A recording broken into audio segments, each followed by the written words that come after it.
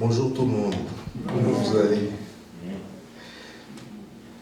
Ok, donc aujourd'hui, on va continuer toujours dans Marc 5, puis ça va être aujourd'hui avec Jairus. La dernière fois, on avait regardé Jésus avec celui qui était plein d'esprits mauvais. Après, on a vu Jésus avec la femme qui perdait du sang. Puis aujourd'hui, on va y aller avec la fille de Jairus. Donc le titre du message d'aujourd'hui, c'est « Jésus-Christ est la résurrection de notre foi et de notre être ». C'est ce qu'on va aborder aujourd'hui. Puis, on va y aller encore avec mes images. À quoi ça vous fait penser cette image? Ouais, comme s'il est passé par beaucoup de tempêtes, la pluie. Puis vous voyez ici, là ils sont couchés à terre, ils sont fatigués, ils ne sont pas capables de prendre leur vol. Ok.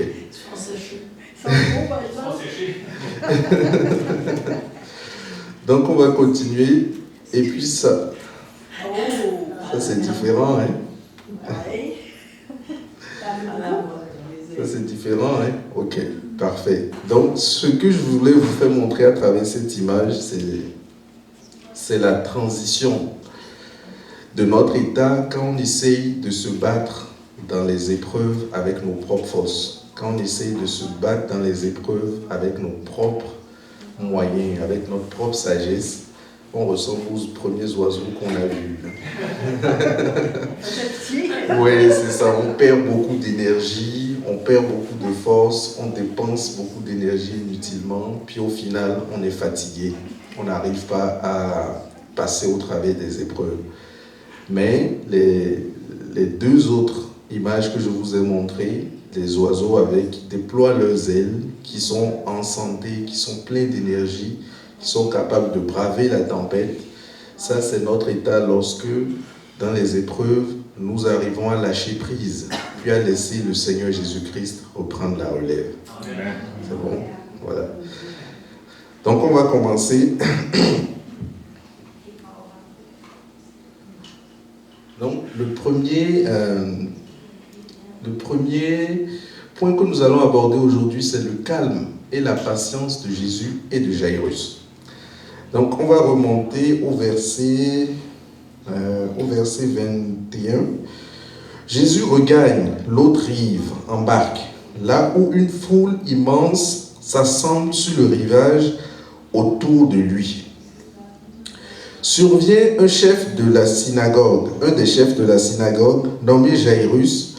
En voyant Jésus, il tombe à genoux devant lui et le supplie instamment. Ma fillette va mourir. Viens lui imposer les mains pour la guérir et lui sauver la vie. Vous voyez, donc, ce que je voulais qu'on se pose comme question, c'est comment est-ce qu'on réagirait si on était à la place de Jésus, là, puis que quelqu'un venait se jeter à genoux devant nous pour nous dire ces mots-là. Mon enfant va mourir, viens lui imposer les mains pour le guérir, pour qu'il vive. Comment est-ce qu'on réagirait? Oui, hein? Est-ce qu'on va stresser? On va stresser, hein? On va se poser la question à savoir comment est-ce qu'on va faire pour répondre aux besoins de cette personne-là. Mais Jésus ici, lui, il répond par une action. Il ne répond pas en parlant, il répond par une action. Dès qu'il dit ça à Jésus, il est écrit dans le verset 24 que Jésus part avec lui, suivi d'une foule compacte qui le serre de tous les côtés. Vous voyez, donc Jésus répond tout de suite en disant, il n'a pas eu besoin de parler, il lui a dit, on y va. Vous voyez, et ça m'a fait penser au calme et à l'assurance qu'il aurait, en tout cas dans ce temps-là, avoir reçu une nouvelle du genre. Comment est-ce qu'il l'a géré? Là, il n'a pas paniqué. devant la personne, il est resté calme, plein d'assurance. Donc, ça c'est une première leçon que nous devons tirer. C'est que la maîtrise de soi, c'est un fruit de l'esprit qui nous permet d'affronter toute situation, aussi stressante, aussi difficile qu'elle soit, avec une attitude victorieuse. Vous voyez, donc là, Jésus n'a pas réagi avec panique. Il est resté calme. Puis il a pris, en fait, l'action qu'il a posée, c'est partir avec Jairus pour aller aider sa fille. Donc vous voyez ici, c'est vraiment important, ce calme-là, cette maîtrise de soi. Donc la question que je voudrais qu'on se pose dans notre application, dans notre vie réelle, c'est quand il y a des situations stressantes qui arrivent, est-ce que je maîtrise mes émotions? Est-ce que je prends le temps de me calmer? Je prends le temps de maîtriser mes émotions avant de réagir. La semaine passée, on avait vu qu'il fallait prendre le temps de réfléchir. Est-ce que je prends le temps de réfléchir? Est-ce que je prends le temps de me calmer? De ne pas réagir tout de suite à la nouvelle qui vient d'arriver. Donc, il y a plusieurs situations qui peuvent nous amener à sortir de nos émotions, en fait, à réagir avec émotion. Donc, il y a la colère, la déception, la tristesse, des mauvaises nouvelles, des difficultés qu'on traverse et qui perdurent dans nos vies depuis longtemps. Toutes ces situations-là peuvent nous rendre irritables et nous empêcher de réagir avec maîtrise de soi. Donc, je voudrais qu'on se rappelle du Proverbe 25, verset 28 qui dit « Une ville démantelée, une ville qui est sans muraille, voilà ce qu'est l'homme qui n'est pas maître de lui-même. » Vous voyez? Donc quand on ne prend pas le temps de maîtriser ses émotions, de se calmer pour réagir avec tranquillité, avec calme, on devient une ville qui n'a pas de protection. On devient une ville qui n'a pas de muraille. On devient une ville qui est vulnérable à toute attaque. Donc, toujours prendre le temps de maîtriser ses émotions. Puis le Saint-Esprit est là pour nous aider à le faire. Vous savez, on n'est pas tout seul dans ce combat-là. Aussi longtemps qu'on va faire appel au Saint-Esprit, il répondra à chaque fois pour nous aider. Donc c'est toujours de prendre le temps de l'appeler au secours lorsqu'on voit qu'on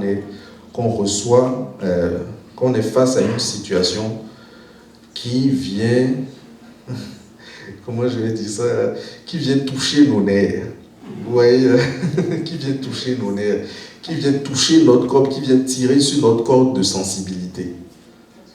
Donc de prendre le temps de demander au Saint-Esprit, toujours, jamais réagir tout de suite, prendre le temps de s'asseoir, puis de penser à la situation. Donc, la deuxième situation ici que je remarque, c'est que il est écrit dans la parole que la foule, il s'est mis en route. Puis la foule faisait quoi? La foule était compacte. La foule le suivait, puis la foule le pressait. Alors qu'il venait de recevoir une nouvelle qui implique une urgence. Mais il est empêché par la foule d'aller vite, qui le presse, qui le compacte. Donc si on était dans cette situation, qu'est-ce qu'on allait faire? Est-ce que nous, on ne va pas réagir avec colère? Est-ce qu'on ne va pas être tanné du fait que j'ai une urgence à régler, puis la foule m'empêche d'avancer pour aller régler cette urgence? Vous voyez? C'est comme ça qu'on réagirait tout de suite. Mais Jésus ne se met pas en colère contre la foule. Jésus reste patient avec la foule. Vous voyez? Il reste très patient avec la foule.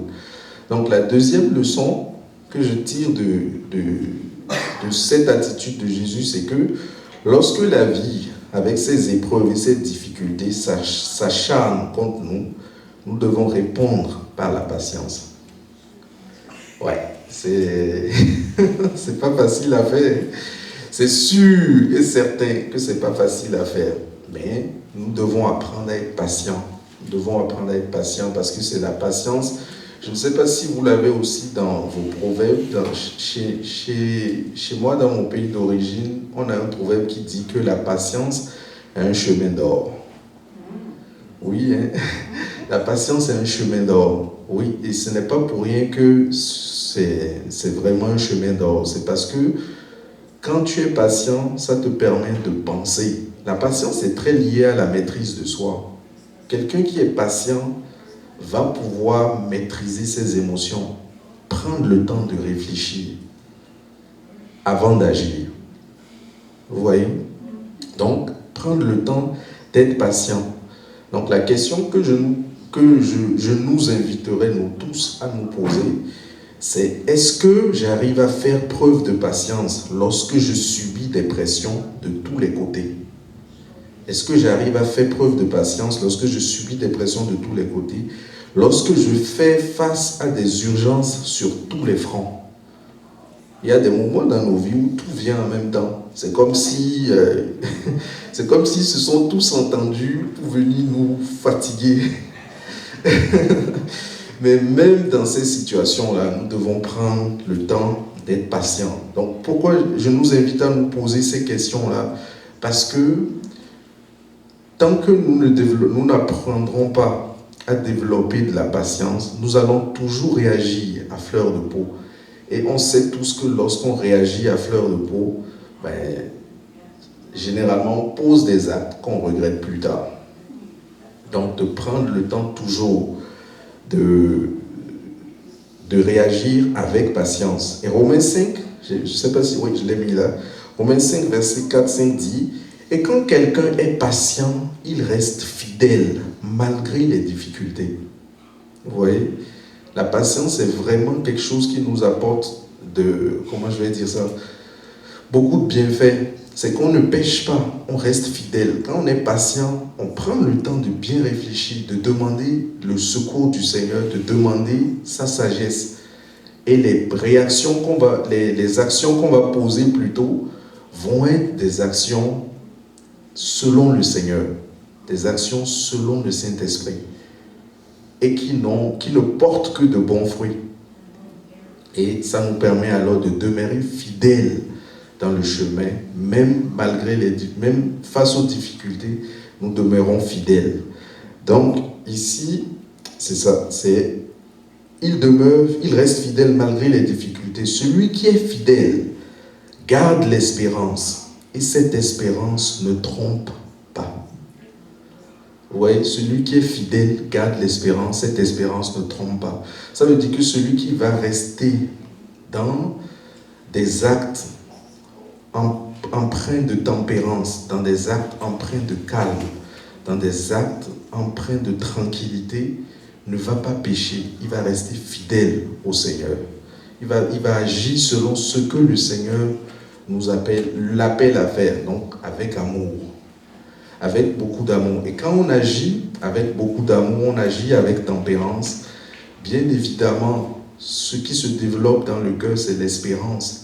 C'est qu'on est certain, parce qu'on commence à devenir plus certain du fait que Dieu va répondre.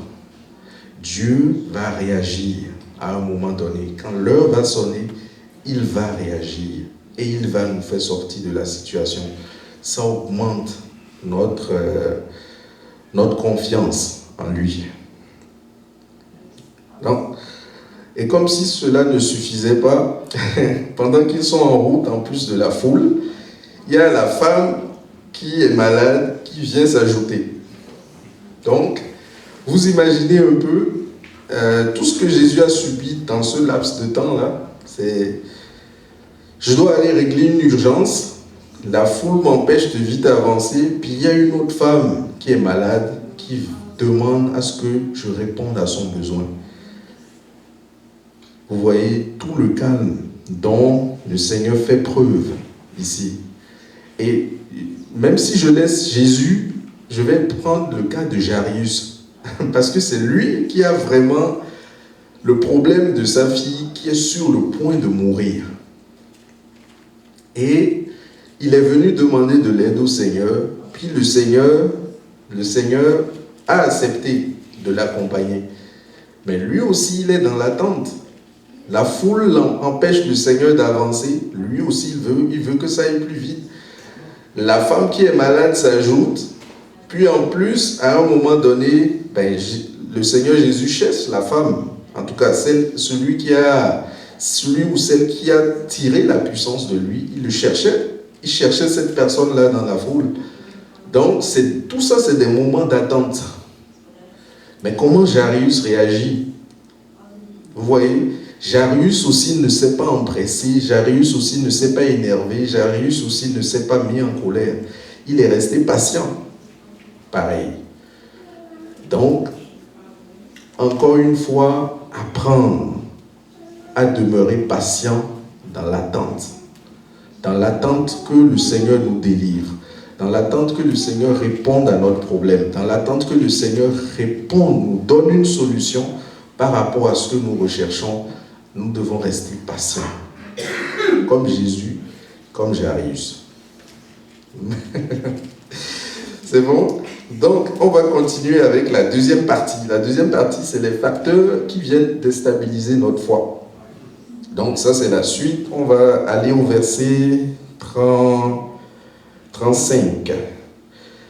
Pendant qu'il parle encore, des messagers arrivent de chez le chef de la synagogue pour lui dire « Ta fille est morte, inutile de continuer à importuner le maître. » Bon, vous voyez, ça c'est quelque chose qui m'a surpris. Ce genre de messagers-là, on en a souvent. Des porteurs de mauvaises nouvelles qui n'ont pas de délicatesse, qui viennent pour nous annoncer des choses ou pour nous dire des choses blessantes. On en a souvent. Donc, j'ai fait des recherches, puis j'ai été marqué par une réponse que j'ai trouvée. C'est le service de psychologie de l'université du Sherbrooke qui a rédigé un ouvrage sur le deuil. Puis ils disent, suite à un deuil, une personne traverse un tourbillon d'émotions. Vous voyez le terme qu'ils ont utilisé, un tourbillon d'émotions. C'est fort le tourbillon. Le tourbillon, c'est un vent fort puis qui tourne sur lui-même. Vous voyez, un tourbillon d'émotions. Et puis, les émotions, là, c'est le choc, la colère, puis une grande tristesse. Vous voyez, donc c'est toutes ces émotions-là en même temps qui arrivent. Donc, on peut imaginer un peu ce que Jairus a vécu lorsqu'on est venu lui annoncer la nouvelle de la sorte. Donc, si on continue, et Jairus traverse toutes ces émotions en même temps, et les messagers frappent encore plus fort en disant « inutile de déranger le maître ». Un peu comme pour dire « de toute façon, celui chez qui tu es allé chercher de l'aide, il ne pourra pas t'aider. C'est fini pour toi. C'est terminé, ton problème n'a pas de solution. » Vous voyez, il y en a toujours des gens qui sont de cette nature-là. Donc, si on était dans la situation de Jairus, comment on allait réagir?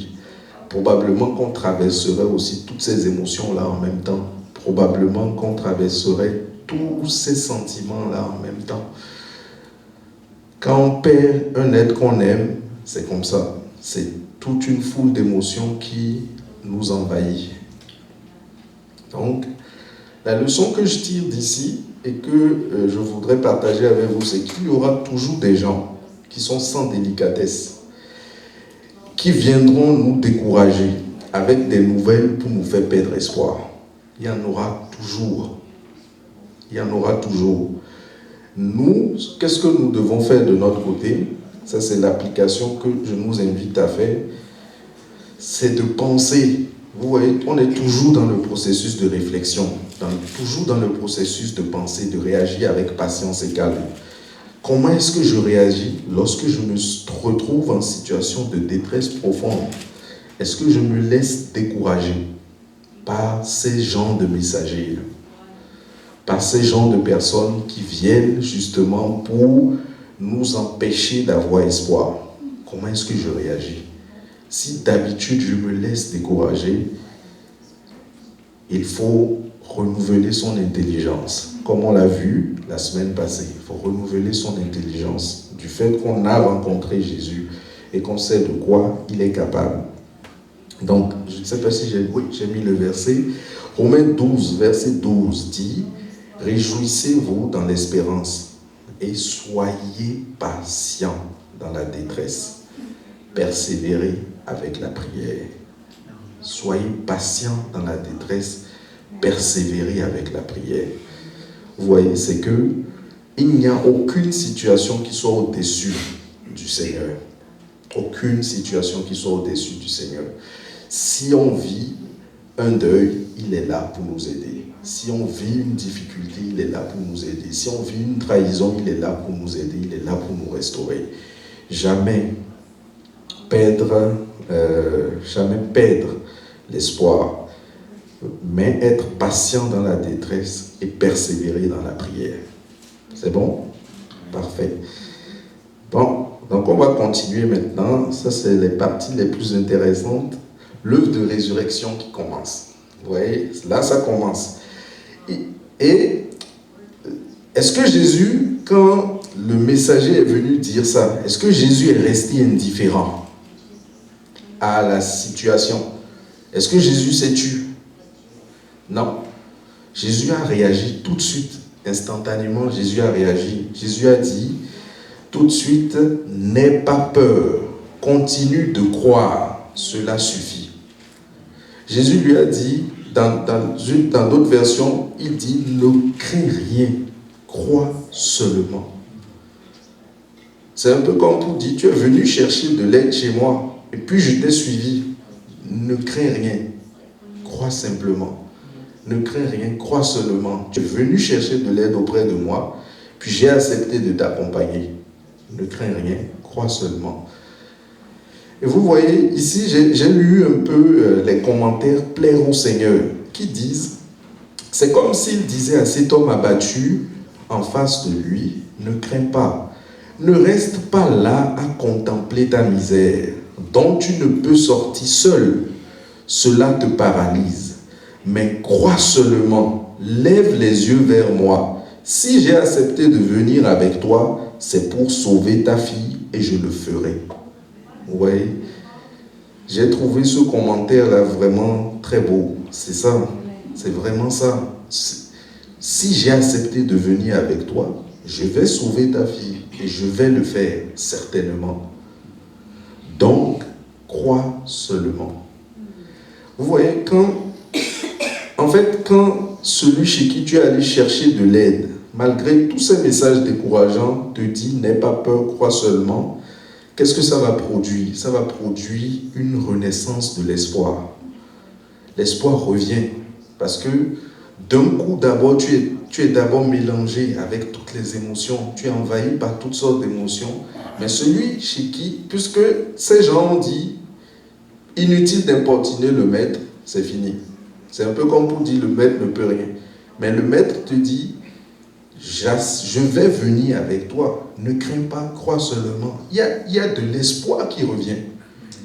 Il y a de l'espoir qui revient, il y a l'espoir qui renaît. Et ça, comme leçon, ici, c'est la première forme de résurrection dans ce passage. La résurrection de la foi. La première forme de résurrection. Et c'est la forme de résurrection la plus importante. Parce que si on n'a pas la foi, si on perd espoir, s'il accepte le fait que le maître ne peut plus rien, c'est fini. Mais le maître lui dit, ne crains rien, crois seulement. Là, l'espoir revient. Parce qu'il a confiance en le maître. C'est lui-même qui est allé chercher le maître. Puis les gens disent, non, le maître ne peut plus rien. Mais le maître répond à ça, ne crains rien, crois seulement. Il y a une première résurrection, là, une première forme de résurrection, la résurrection de notre foi. C'est ça le titre du message, la résurrection de notre foi. Donc, l'application que je nous invite à faire dans nos vies, c'est de se poser la question, est-ce que j'ai déjà demandé une fois au Seigneur Jésus-Christ de Nazareth de ressusciter ma foi? Ou de faire revenir ma foi, ou de faire renaître ma foi? Est-ce que j'ai déjà pris le temps de le demander au Seigneur? Vous voyez, c'est des questions assez simples, mais qui ont qui peuvent avoir beaucoup d'impact. dans nos vies. Quand on est découragé, vraiment, vraiment, qu'on ne sait plus quoi faire, de s'asseoir puis de demander au Seigneur, ressuscite ma foi, parce que là, je suis en train de mourir, là, avec toutes ces mauvaises nouvelles, avec toutes ces difficultés, avec tout qui semble s'empirer. Je ne sais plus quoi faire. Ma foi est en train de baisser, ma foi est en train de mourir. Ressuscite ma foi, ramène ma foi. Il est écrit dans Hébreux 12:2, faisons-le en gardant les regards sur Jésus qui fait naître la foi et l'amène à la perfection. Vous voyez, ce n'est pas de notre propre force, c'est lui qui fait naître la foi et qui l'amène à la perfection. Donc c'est à lui qu'on doit demander de faire revenir notre foi. Lorsqu'on commence à perdre foi, c'est à lui qu'on doit demander, ressuscite notre foi, ramène à la vie notre foi, ramène-nous sur le chemin de la vie, pour que nous puissions croire en toi, pour que nous puissions savoir qu'il y a une solution et que nous allons pouvoir nous en sortir. Vous voyez? Donc, nous devons avoir conscience de cela. Nous devons prendre conscience du fait que le Seigneur est capable de faire connaître à une foi la résurrection. À notre foi, la résurrection. C'est très important. Il est capable de ramener à la vie notre foi. C'est bon? Puis, si on continue, il y a une autre chose qui m'a marqué ici. C'est le verset 37. Oui, là, je ne sais pas si... Le verset 37, je vais le lire.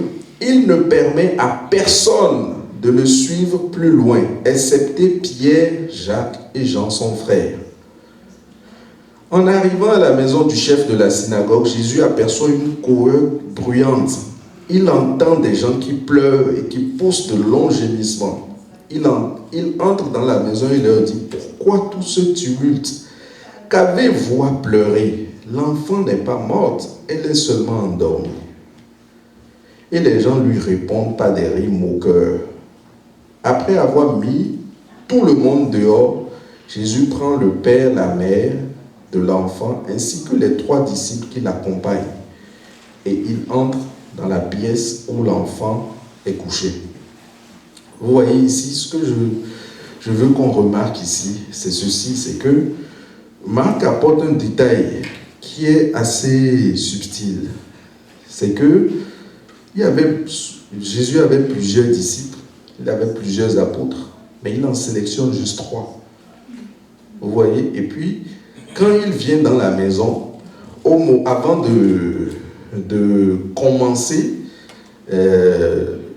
de commencer la guérison de la fille de Jairus, il fait sortir tout le monde. Puis il garde juste le père, la mère et ses 3 disciples. Est-ce que c'est parce que les autres disciples ne sont pas importants ou apôtres ne sont pas importants? Non, ce n'est pas ça. Mais Jésus connaît les forces et les faiblesses de chacun de ses disciples.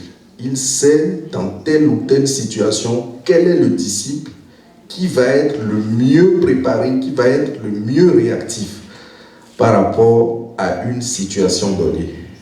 Vous voyez? Donc, la leçon que moi je tire d'ici, c'est ceci.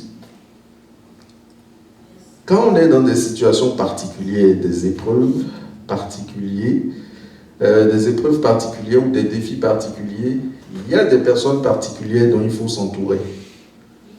On ne s'entoure pas de tout le monde. Il faut sélectionner ceux qui peuvent nous accompagner dans la prière. Vous vous souvenez, soyez patients dans la détresse et persévérez dans la prière. Ceux qui vont nous accompagner dans cette persévérance de la prière, il faut bien les choisir. Tout le monde ne peut pas nous accompagner dans ces situations. Il faut savoir choisir. Vous voyez, c'est très important. C'est très important. Il y a des défis auxquels on fait face où tout seul on n'est pas capable de s'en sortir. On a besoin d'un secours. Et il faut apprendre à faire appel à des gens qui peuvent vous accompagner dans le processus de la persévérance dans la prière. C'est bon? Donc, l'application que je souhaite faire ici, c'est est-ce que je m'entoure de qui? De qui je m'entoure lorsque je me retrouve dans des situations particulières d'épreuve? À qui je fais appel pour m'accompagner dans la prière? Il faut se poser cette question. Quand on voit qu'on est vraiment fatigué, qu'on n'arrive plus à aller tout seul, il ne faut pas hésiter à demander de l'aide. Mais il faut demander de l'aide aux bonnes personnes qui vont être capables de vous accompagner. Vous voyez, j'aime beaucoup le verset, le proverbe 13, verset 20, qui dit, attendez, je vais vous le lire. Voilà, le proverbe 13, verset 20 qui dit, celui qui marche en compagnie des sages devient sage. Celui qui fréquente des hommes stupides se retrouvera en mauvaise posture. Vous voyez, c'est ça. Donc il faut savoir qui va vous accompagner dans la prière, qui va vous accompagner dans ce processus de persévérance dans la prière. C'est très important. Puis, le deuxième verset que j'aime beaucoup, c'est Proverbe 17, 17 qui dit « L'ami aime en tout temps, mais un frère est né pour la détresse. » C'est bizarre, hein? Mais je préfère la version anglophone. La version anglophone dit « A friend loves at all times, and a brother is born for a time of adversity. » Ça veut dire que on peut avoir de bons amis, mais les amis qui sont des frères ou nos propres frères sont encore mieux parce que ceux-là restent présents lorsque les temps d'adversité sont là. Ceux-là restent présents constamment. Ils vous soutiennent constamment lorsqu'il y a des temps d'adversité. Ça peut être nos propres frères, nos propres sœurs, mais ça peut être aussi des frères et des sœurs en Christ. Vous comprenez? Mais l'important, c'est de bien choisir. Il ne faut pas juste choisir un ami. C'est vrai que l'ami aime en tout temps. Mais il dit ici, le frère, lui, il est là pour les temps d'adversité. Vous voyez? Donc, bien s'entourer lorsqu'on fait face à des moments d'adversité sérieuse, intense, bien s'entourer de frères et de sœurs en Christ qui sont capables de vous accompagner dans ce processus de persévérance. C'est bon? Bon. Maintenant que Jésus a fait le filtre et puis a choisi ceux ou celles qui devaient l'accompagner, que se passe-t-il? Maintenant, il va commencer l'œuvre de la résurrection, l'œuvre de la résurrection, c'est ça. Maintenant, dans les versets 41-42, il dit, je vais le lire, il lui prend la main en disant, Talita koum, ce qui veut dire, jeune fille, lève-toi, je te l'ordonne. Aussitôt, la jeune fille se lève et se met à marcher. Elle a environ 12 ans. Ses parents et les autres témoins du miracle sont frappés de stupeur. Ils sont très étonnés, ils sont frappés d'admiration. Mais ce qui est le plus important que je veux qu'on regarde ici, c'est les paroles de Jésus. Lève-toi, je te l'ordonne. Lève-toi, je te l'ordonne. Vous voyez ici, Jésus ne s'est pas adressé à la maladie ou à la mort. Vous voyez, si vous le regardez bien, vous allez voir que Jésus ne s'est pas adressé au problème. Jésus a proclamé la solution. Jésus a proclamé le résultat qu'il veut voir dans la vie de cette fille. Jésus dit, lève-toi. Donc, le processus que moi je vois ici, c'est qu'il nous prend par la main, il nous appelle par notre nom, et puis il nous ordonne de nous lever avec la force qu'il nous donne, parce qu'ici on dit qu'il lui prend la main. Et Jésus fait la même chose encore avec nous aujourd'hui. Il nous prend la main, il nous prend la main, il cherche toujours, il nous tend toujours la main pour nous prendre la main, pour nous aider à sortir des situations dans lesquelles nous nous trouvons aujourd'hui. Que ce soit des situations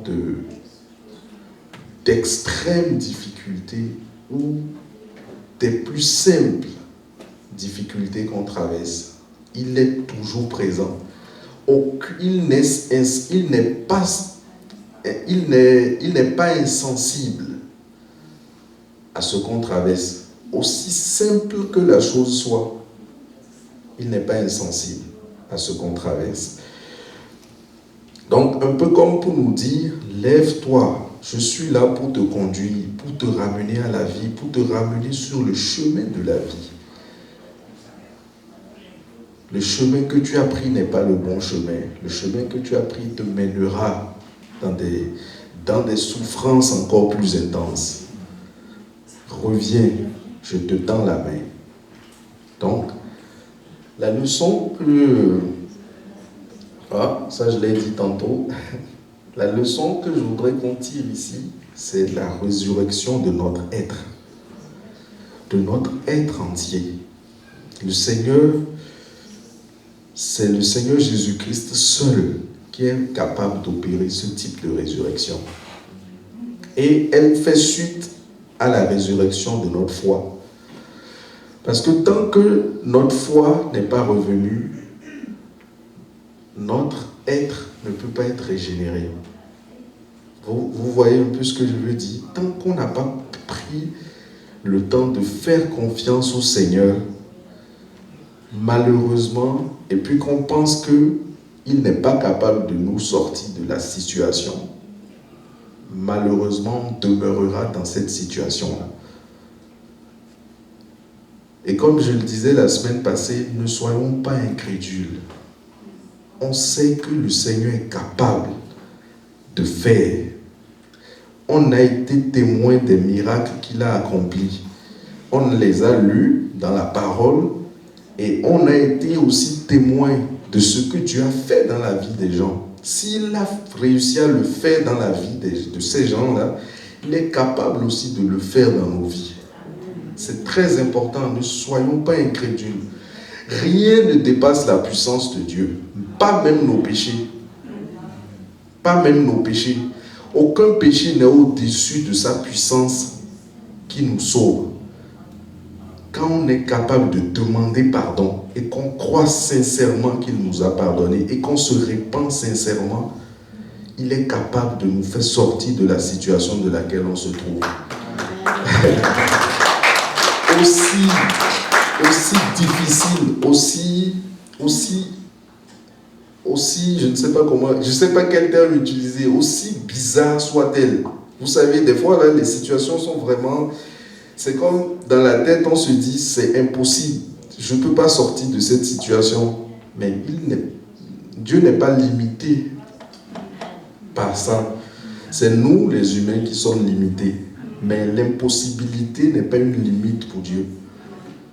Il est capable de nous faire sortir de la situation. Il faut croire. Il faut croire. C'est bon? Moi, je me souviens d'un jour où... j'ai presque terminé, je ne vais pas dépasser, mais je vais vous le dire. Je me souviens d'un jour où c'était il y a environ 6-7 ans. Et dans cette période-là, il y avait une partie de mes lèvres que je ne sentais plus, qui était complètement sèche. Vous voyez comme on dit, la main du monsieur qui avait séché, là on l'avait vu dans Marc 3 si je me souviens bien, et que Jésus avait guéri. Cette partie de ma lèvre, la partie droite de ma lèvre était complètement sèche. Je la touchais, je ne sentais rien. Il n'y avait plus aucune sensation. Elle était vraiment sèche. Des médicaments, j'ai demandé au médecin, on m'a prescrit des pommades, toutes ces affaires. Je les ai mises, mais rien ne changeait. Ça n'arrivait. Ça se calme pendant un temps, puis après, quand ça revient de façon plus intense qu'avant. Donc, un soir, je me suis mis devant le Seigneur et j'ai dit, Seigneur, là je suis fatigué de cette situation et je veux que tu me guérisses. Je veux que tu règles ce problème-là. J'ai cru en toi et je sais que ton sang, par les meurtrissures du Seigneur Jésus-Christ, nous sommes guéris. Je sais que ton sang est capable de régénérer toutes les parties de mon corps. Désolé, là, j'ai un peu le rhume, c'est pas la Covid.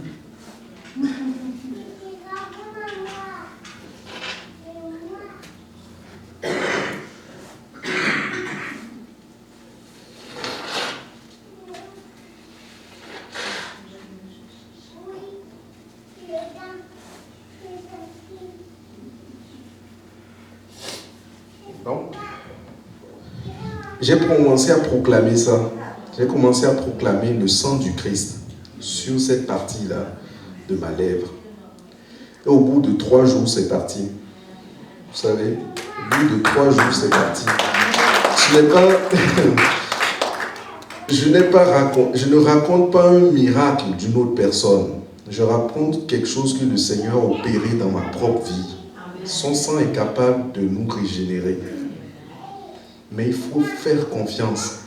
Il faut avoir le courage de faire confiance. Est-ce que dans cette période, j'étais un saint qui ne péchait pas? Non. Il nous arrive toujours de pécher. Il faut se repentir, demander pardon.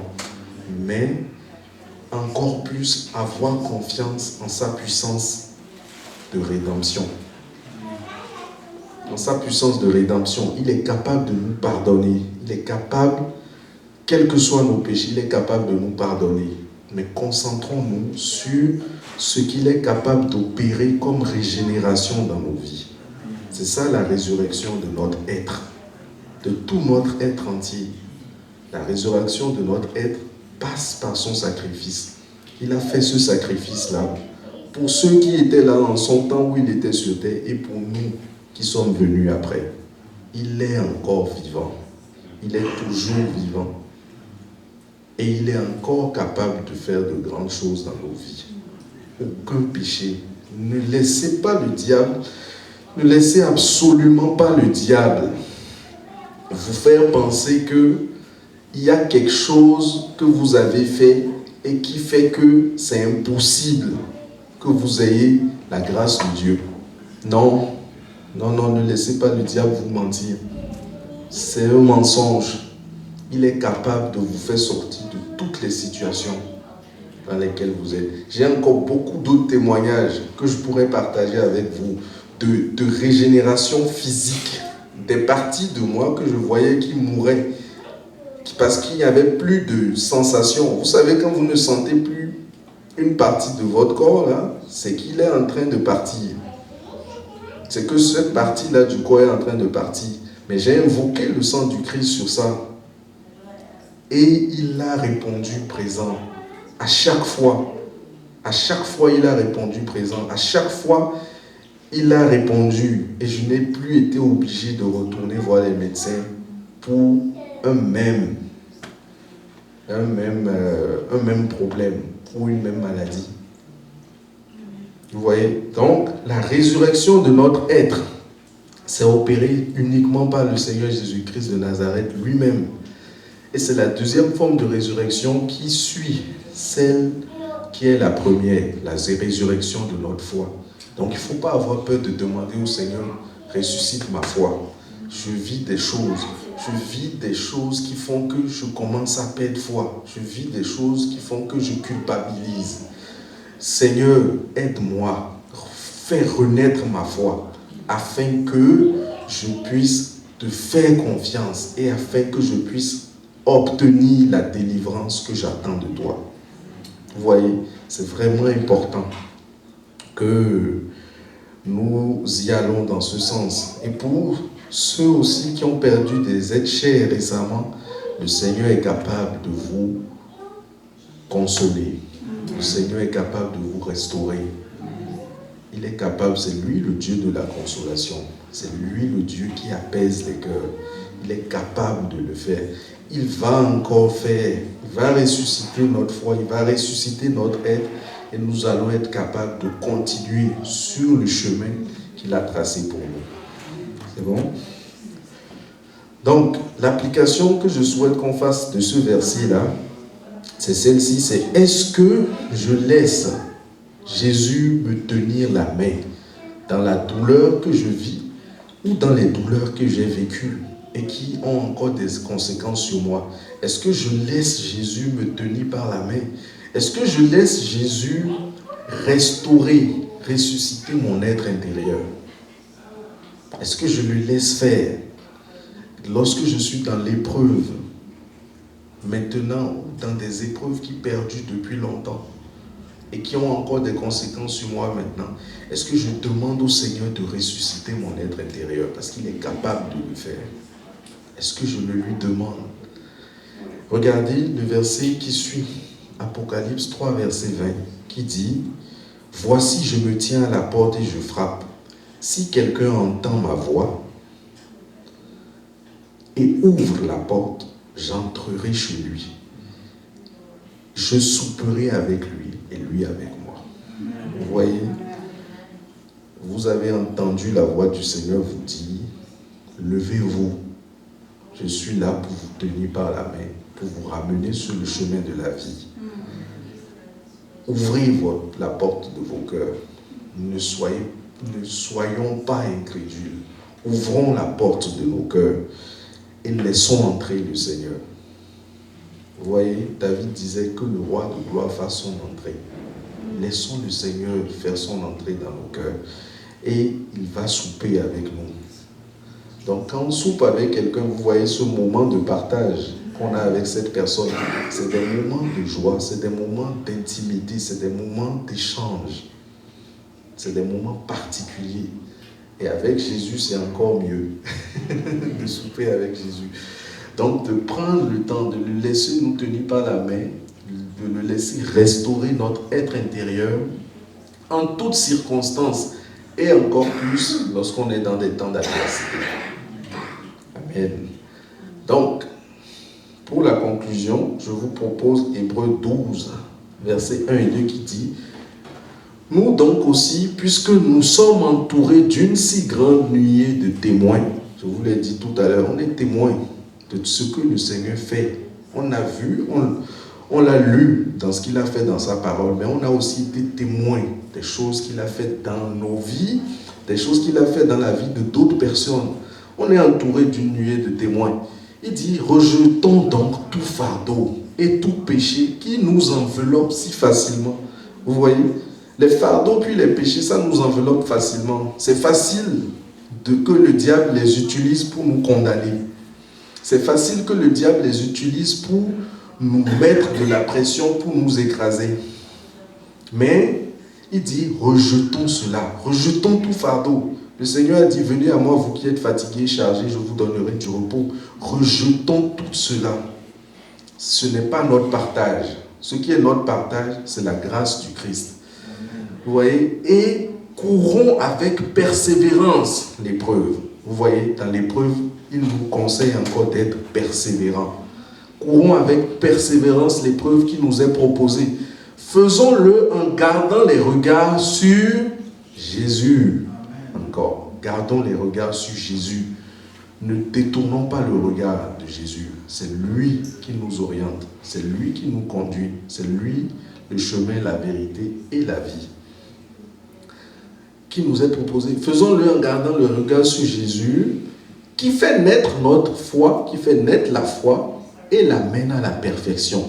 En échange de la joie, là on nous donne son exemple, en échange de la joie qui lui était réservée, il a souffert la croix en méprisant la honte qui s'y attachait et il s'est assis à la droite du trône de Dieu. Vous voyez là? Oubliez les sentiments de honte, oubliez les sentiments de culpabilité, oubliez tous ces sentiments-là. Restez focalisons, je vais même dire, focalisons notre esprit sur Jésus. C'est lui qui est l'auteur de notre foi. C'est lui qui est celui qui fait naître notre foi et qui l'amène à la perfection. Donc même pour grandir dans la foi, nous ne pouvons pas le faire tout seul. C'est encore lui qui est là pour nous accompagner par son Saint-Esprit qu'il a laissé avec nous en retournant au Père. Donc le Saint-Esprit, il est là constamment. Donc, comme conclusion, patience, calme et persévérance dans l'épreuve, garder les yeux fixés sur Jésus, s'entourer de frères et de sœurs en Christ, nous soutenant dans l'épreuve, et laisser Jésus nous prendre par la main, laisser Jésus nous faire revivre, et recevons encore ce feu du Saint-Esprit pour, là je ne vois pas bien, vaincre l'adversité. Vous voyez? Amen. Donc, c'est ça que je voulais partager avec vous aujourd'hui. Puis là, j'ai mis cette image. Pourquoi j'ai choisi cette image? C'est l'image d'un aigle qui est dans une tempête. Mais est-ce qu'il a l'air d'être fatigué? Non. Non. il n'a pas l'air d'être fatigué, il brave la tempête et il est tranquille, son regard est serein. Vous voyez? Donc, c'est ça que je voulais partager avec vous aujourd'hui, c'est que il donne la force à celui qui est fatigué. Il augmente la vigueur de celui qui tombe en défaillance. Mais ceux qui se confient en l'Éternel renouvellent leur force. Ils prennent le vol comme les aigles. Ils courent et ne se lassent point. Ils marchent et ne se fatiguent point. Amen. C'est ça que je voulais partager avec vous aujourd'hui. Ne laissons pas le diable nous mentir. Attachons-nous à la grâce de Christ, qui est capable de nous délivrer de toutes choses.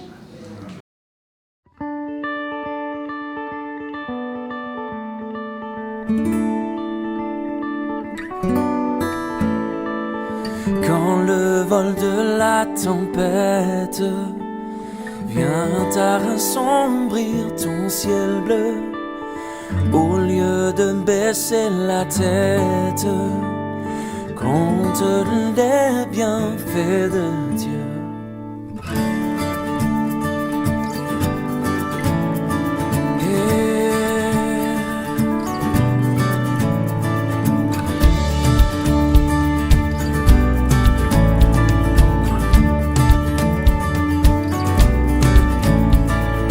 Quand sur la route glissante tu chancelles sous ta croix, pense à cette main puissante qui t'a béni tant de fois. Compte les bienfaits de Dieu, mets-les tous devant tes yeux, et tu verras en adorant combien le nom en est grand.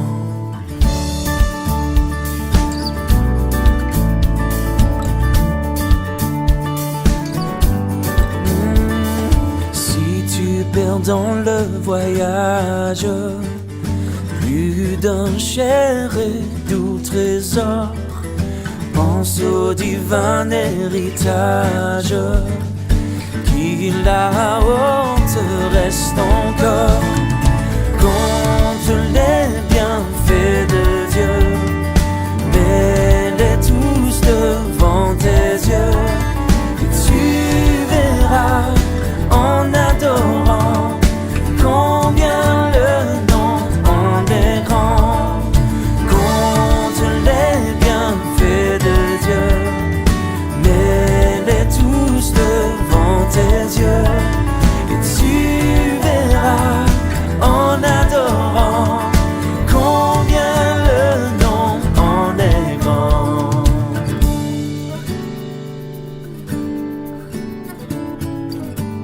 Yeah.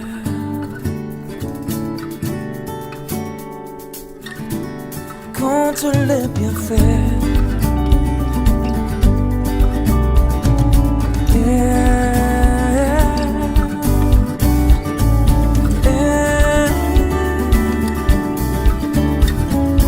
Compte les bienfaits de Dieu, mets-les tous devant tes yeux, et tu verras en adorant combien le nom en est grand.